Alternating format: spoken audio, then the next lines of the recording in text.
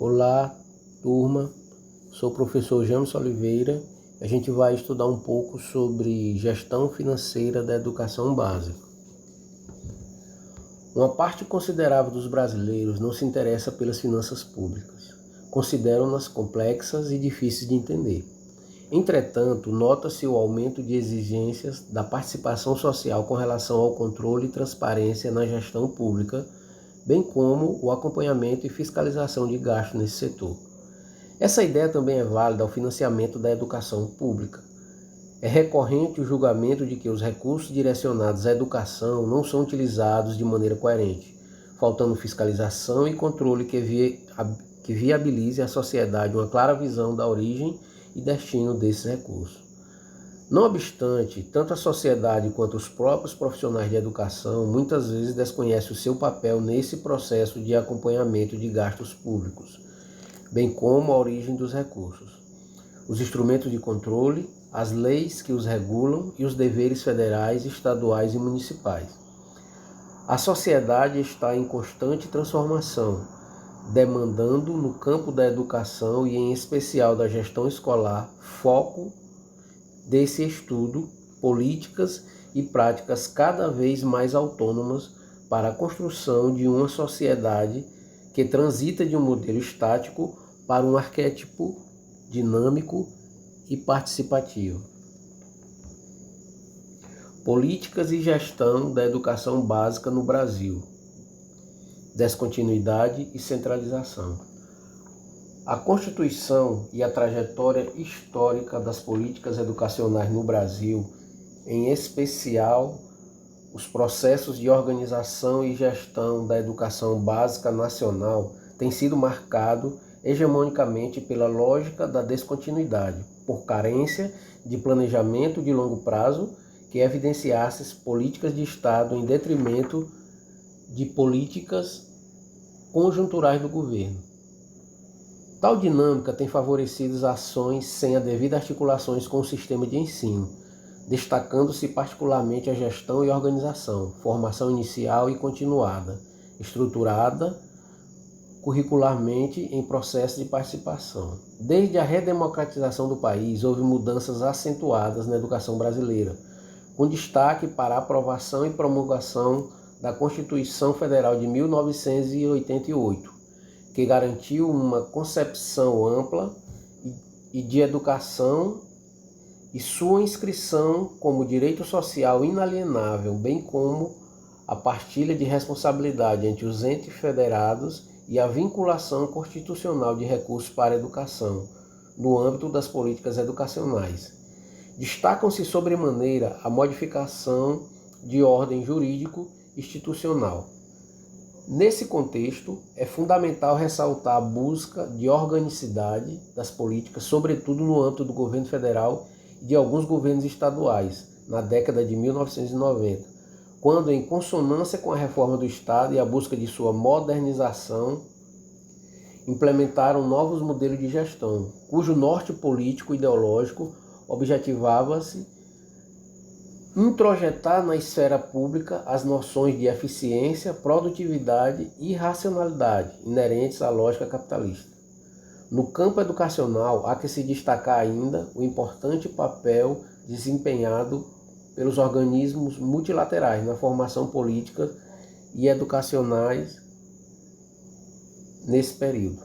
Tais constatações evidenciam limites estruturais à lógica político-pedagógica dos processos de proposição e materialização das políticas educacionais, configurando-se desse modo em claro indicador de gestão centralizada e de pouca eficácia pedagógica para a mudança substantiva no sistema de ensino, ainda que provoque alteração de rotina, ajustes e pequenas adequações no cotidiano escolar, o que pode acarretar a suspensão de ações consolidadas na prática escolar, sem a efetiva incorporação de novos formatos de organização e gestão. Isso não reincorpora novos formatos de organização e gestão. Nessas concepções, as práticas que historicamente no Brasil têm resultado em realidade educacional excludente e seletiva. Vivencia-se no país um conjunto de ações de modo parcial ou pouco efetivo, sob a ótica da mudança educacional, mas que, de maneira geral, contribui para desestabilizar o instituído, sem a força política de instaurar novos parâmetros orgânicos da prática educativa. Nessa direção, houve um conjunto de políticas de reestruturação da gestão, organização e financiamento da educação básica. Segundo Cury, nos 2 mandatos de Fernando Henrique Cardoso, de 1995 a 1998, de 1999 a 2002, promoveram-se diversas alterações fortemente marcadas por políticas focalizadoras, com especial atenção ao ensino fundamental, a fim de selecionar e destinar os recursos para metas e objetivos considerados urgentes e necessários. Tais políticas vieram justificadas por um sentido por vezes satisfatório do princípio de equidade, como se este fosse substituto da igualdade. Desse quadro, é possível apreender que as políticas focalizadas propiciaram a emergência de programas e ações orientadas pelo governo federal aos estados e municípios, destacando-se a disseminação de parâmetros curriculares nacionais, ou PCNs, a implantação do Plano de Desenvolvimento da Escola, PDE, pelo Fundescola, a criação do Programa de Dinheiro Direto na Escola, que é o PDDE, e a implementação de uma política de avaliação fortemente centralizada, em detrimento de um sistema que propiciasse a colaboração recíproca entre os entes federados. A rapidez com que se processaram as políticas para a educação básica se deu em função da centralização no âmbito federal. Segundo Cury, sem elaboração de lei complementar que defina o que é regime de colaboração entre os entes federados, previsto no parágrafo único do artigo 23 do Conselho Federal 88, o país vivencia tensões no tocante ao Pacto Federativo por meio de um regime de decisões nacionalmente centralizadas e de execuções de políticas sociais subnacionalmente descentralizadas, em que se percebe uma situação de competitividade recíproca, guerra fiscal entre os subnacionais. A partir da década de 90, a descentralização dos recursos financeiros passa a ser incluída como uma alternativa viabilizadora para uma gestão democrática, bem como para desencadear processos de autonomia e participação da comunidade escolar no planejamento, na aplicação e no acompanhamento da gestão financeira da educação. A Lei de Diretrizes e Base 9394/96 prevê em seu artigo 15 que os sistemas de ensino assegurarão às unidades escolares públicas de educação básica que integram nessa direção progressivos graus de autonomia pedagógica e administrativa e de gestão financeira, observadas as normas gerais de direito financeiro público, ou seja, a autonomia na administração dos recursos financeiros é contemplada na legislação como meio para ampliação da gestão democrática.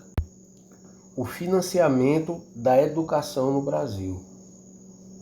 O financiamento da escola pública deve ser visto como um importante elemento de relação com as políticas públicas da educação. É um dos componentes primordiais para o aparelhamento da política e da gestão da educação. As vias ordinárias desse processo contam com fontes orçamentárias previstas em lei, o Fundo de Manutenção e Desenvolvimento da Educação Básica e de Valorização dos Profissionais de Educação, Fundeb, o Salário Educação e os programas federais de financiamento à educação. A educação pública recolhe recursos oriundos dos diferentes órgãos da administração, direta e indireta, nos âmbitos federal, estadual e municipal, tendo suas fontes primordiais nas 3 esferas governamentais, a União, o Distrito Federal e os estados e municípios. Os recursos destinados à educação estão presumidos na Constituição Federal e na LDB. Como se observa,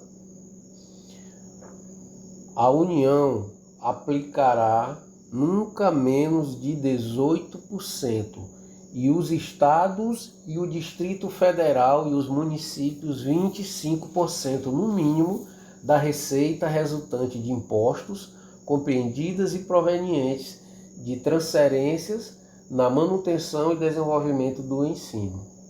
Confrontar com o artigo 212 e LDB, artigo 69.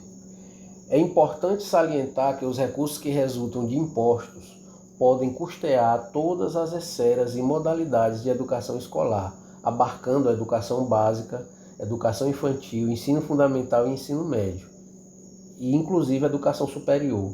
Contudo, a Constituição delimita setores com maior prioridade para a atuação das três esferas do poder público. Como competência dos municípios, cabe atuar com primazia no ensino fundamental e na educação infantil, permitindo a oferta de outros níveis somente quando o dever municipal estiver integralmente cumprido. É o que assegura a LDB em seu artigo 11, inciso 5º.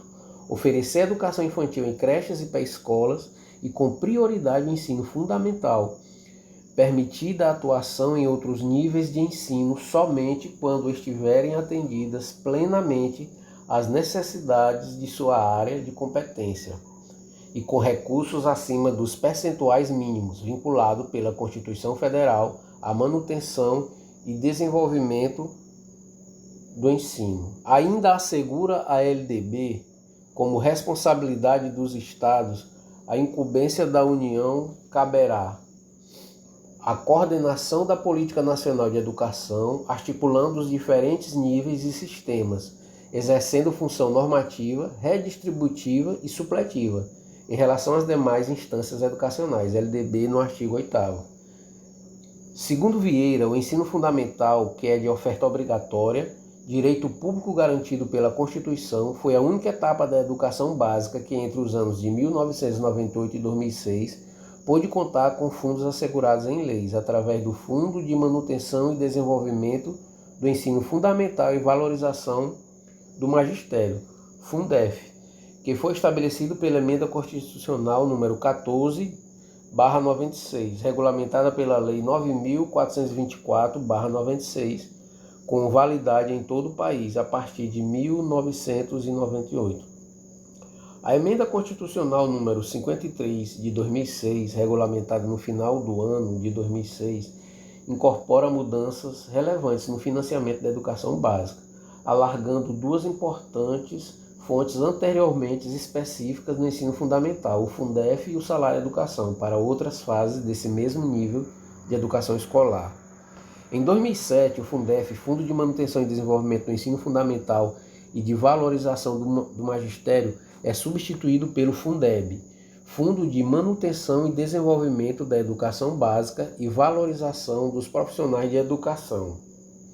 Com o objetivo de garantir a universalização do ensino, o Fundef foi criado e introduzido em todo o Brasil a partir de 1998, por intermédio desse recurso. Estados e municípios começaram a aplicar 60% dos 25% da receita resultante de impostos no ensino fundamental, baseando-se pelo número de alunos matriculados em cada rede de ensino público.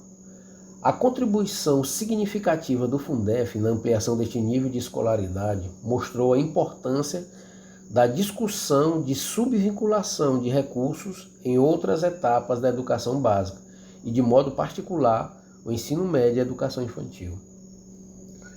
Em 19 de dezembro de 2006 foi aprovado pelo Congresso Nacional o Fundeb, através da Emenda Constitucional número 53, regulamentada pela Medida Provisória número 339, de 28 de dezembro, no ano cipracitado, e sancionado pela Lei número 11.494, de 20 de junho de 2007. A vigência do fundo é de 14 anos, ou seja, até 2021. Sua inserção foi gradativa de modo a atingir todos os estudantes da educação básica pública presencial, creches, pré-escolas, ensino fundamental, ensino médio, educação especial e educação de jovens e adultos. Outro recurso importante, ampliado com a emenda citada acima, foi o salário à educação, como podemos ver por meio do artigo 212 da Carta Magna. Parágrafo 5º.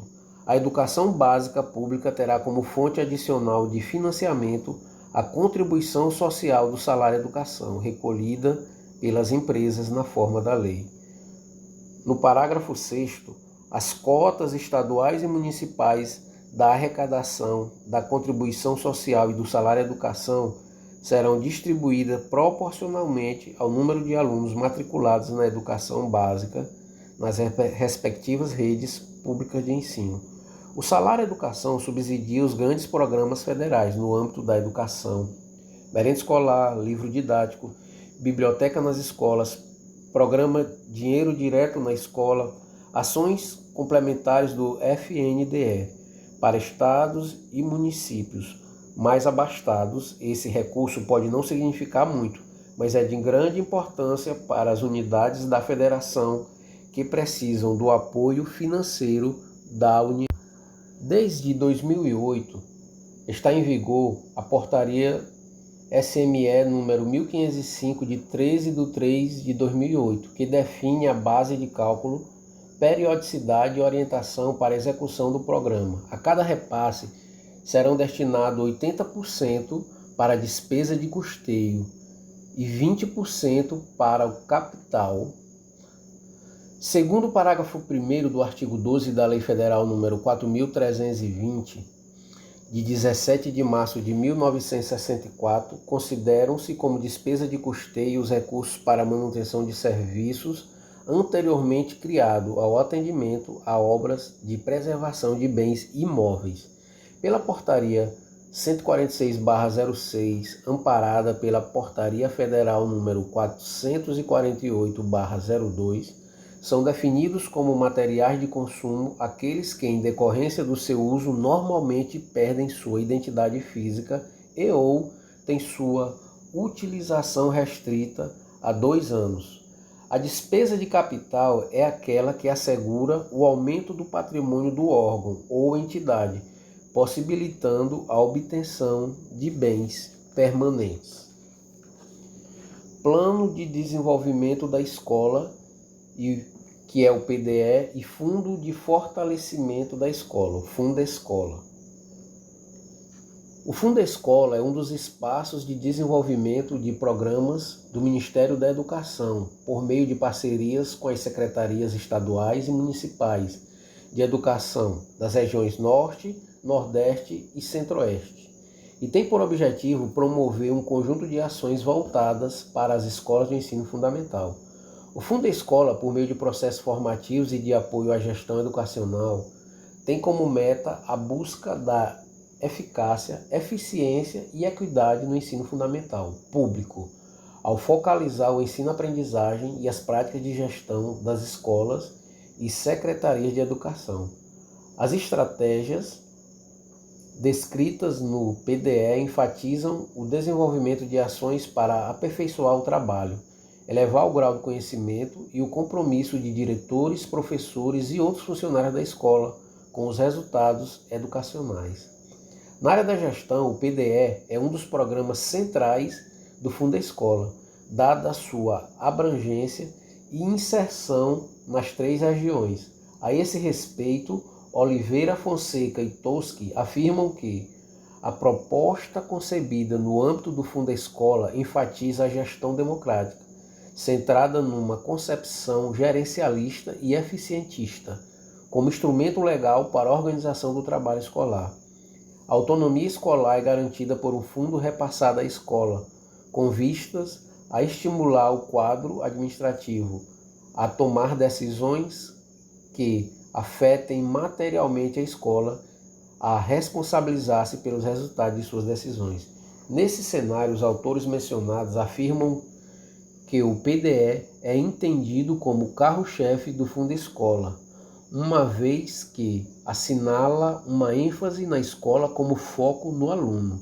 Nesse processo, a escola é considerada responsável pela melhoria da qualidade do ensino, e o projeto visa modernizar a gestão e fortalecer a autonomia da escola, segundo um processo de planejamento estratégico coordenado pela liderança da escola, elaborado de maneira participativa. O Programa Dinheiro Direto na Escola, PDDE.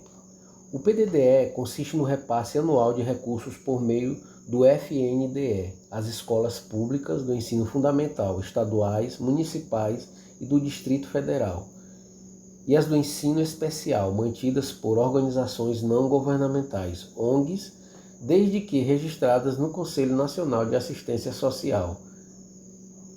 Os recursos oriundos, predominantemente do salário-educação, são destinados à aquisição de material permanente e de consumo necessário ao funcionamento da escola, à manutenção, conservação e pequenos reparos na unidade escolar. A capacidade e o aperfeiçoamento de profissionais da educação, a avaliação e aprendizagem, a implementação de projetos pedagógicos e ao desenvolvimento de atividades educacionais. Políticas e gestão para uma educação básica de qualidade. Desafio nacional.